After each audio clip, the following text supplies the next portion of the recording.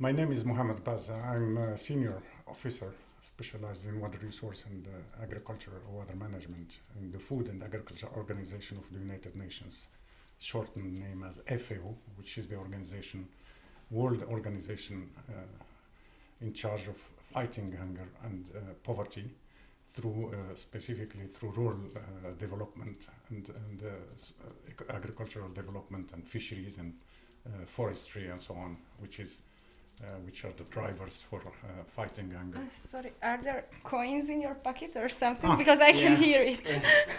I can hear it as well. I was just wondering what it is. Okay, so noise. start again, please. Do you mind starting from the beginning? No, that's fine. So I just sorry. start. Okay. Sorry for that.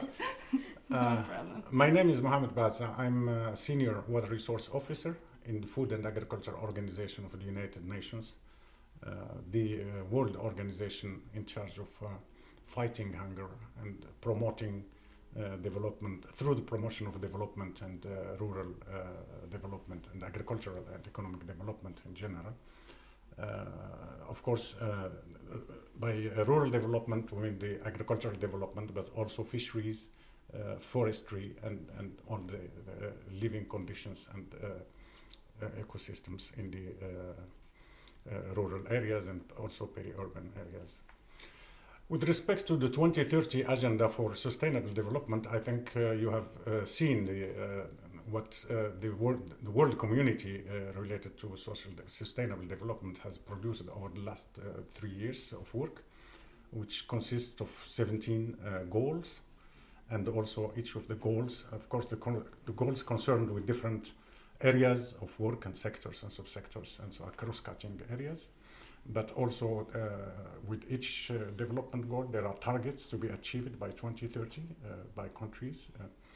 And of course, there is ample work to be done within the COP22, which is planned to be held in Morocco this year, for following up on how the implementation of these goals will be done, and what are the mechanisms and also the support for developing countries to reach these goals. These goals are quite ambitious, but I think they are very comprehensive and very important for lifting, let's say, or meeting the agreed agenda for overall development in the coming years, and meeting the challenges also, or the challenges that the world is facing specifically with climate change, but also with a lot of problems for building resilience specifically for the agricultural sector and rural areas and poor layers of society in general. As for the water cooperation for the 2030 agenda, there is the Sustainable Development Goal 6, which is dedicated to water. And among that, the framework transboundary cooperation is extremely one of the levers of implementation of the Sustainable Development Goals. Transboundary refers to waters that are run through different many countries. These are basins, usually the long basins like the Danube that you have here, and there are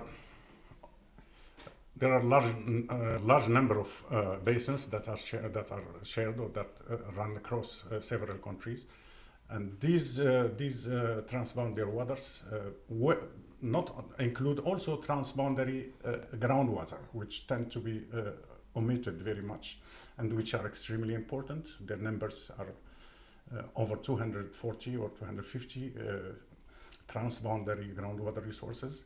So all, be it basin waters or transboundary basins, surface waters or groundwater, the agenda is really for collaboration and cooperation of the riparian or beneficiary countries that are included in these basins, for working together towards a win-win situation, and for dialogue and promoting sustainable practices, also regulatory systems for them, for sharing the benefits, but also, and most importantly, for sustaining the resources and also sustaining the benefits that societies are getting from these resources, be it groundwater or surface water.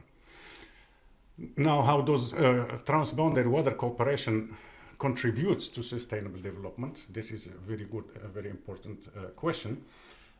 Without cooperation, there is really the benefits that can be reaped by the countries themselves from these resources would not be achieved. But not only that, the possibility for conflicts are extremely high.